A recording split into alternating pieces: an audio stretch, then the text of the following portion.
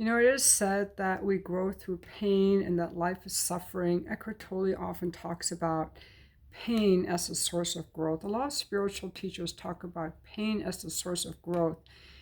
And it is. And I really latched onto that. And I was trying to find my pain so I could keep growing. But I realized something the other day is that we also grow through love. We grow through love. Love is also a catalyst for growth because in the service of loving other people, we expand.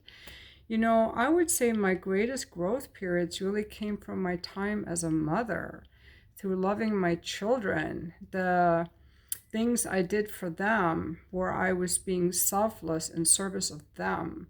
You know, there's also the concept of selfless service in the spiritual community.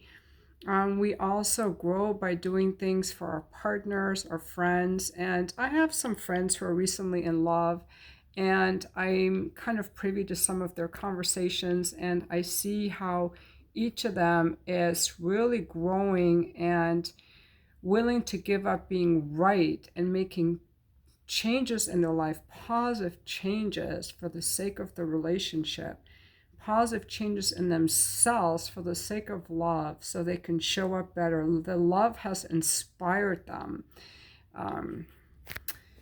Yeah, love can inspire us to grow and to be better versions of ourselves. So I think there's a place for both. And as being in the human realm, I think we have to accept the light and the darkness, the light and the darkness, and to be willing to grow through pain, but also be willing to grow through love and not just focus on one over the other.